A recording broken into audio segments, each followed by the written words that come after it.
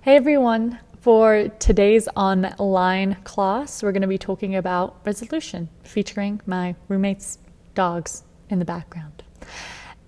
See, videos with dogs are always better. Okay, talking about resolution.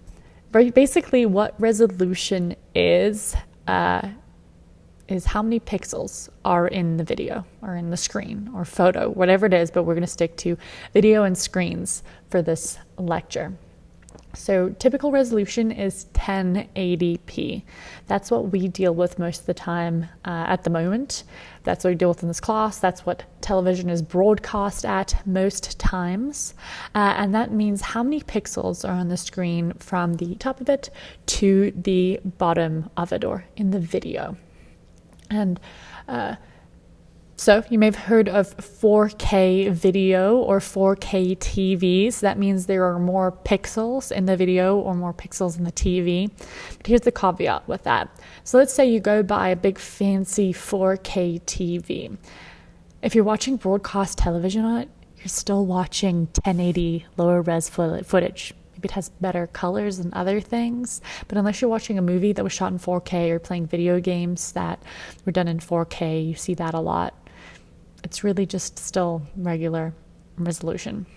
The same thing goes for the other way. So if you are playing 4K footage on a 1080 TV or a screen, you're still watching that lower res footage.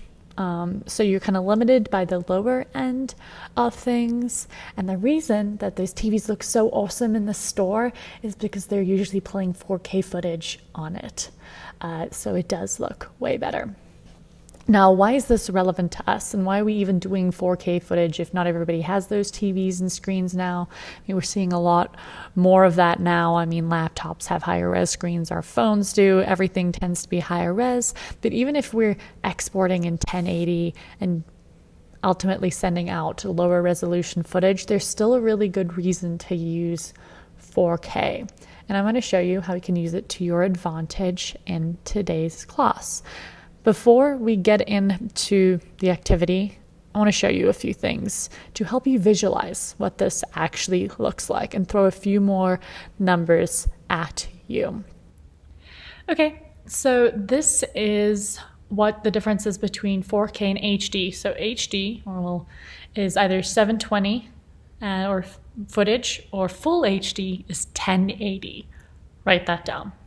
So 4K footage, as you can see, has more pixels, and when you zoom in, it is much clearer. Here in this next one, so here we have, actually I want to show you a different one first. So here we have the different resolutions over here. And so this first number are the pixels left to right across the screen. It's the bigger one, and the second number is top to bottom. Most of the time we just refer to the second number unless it's 4K or 2K. So the resolution of how many pixels 4K footage has is that many. Honestly, I don't really remember these numbers off the top of my head. I do remember 1920 by 1080 and 1280 by 720 because those are the ones I end up using the most. Typically, if it's significantly higher than 1080, these numbers are, that means it's likely 4K. And honestly, I'm never exporting in 4K. I'm always just zooming in on my 4K footage and running it down to 1080. And that will make more sense when I get into the demonstration part of today's video. So let's say you take 4K video, right? So you take video that has this resolution over here, these two numbers, and then I put it onto a 1080 timeline, which is what we edit with most of the time. In Premiere, I can zoom into the image that much and not lose any resolution. As you know, when you zoom in too far, you lose resolution. It looks pixely, it doesn't look very good. But with 4K footage, you can zoom in a ton and still have full resolution.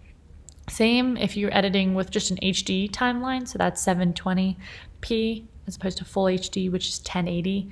720 is kind of going away more and more, but I do see some stuff on YouTube still in 720 and know some videographers who like to use 720 because then they can zoom in even on their 1080 footage without losing resolution.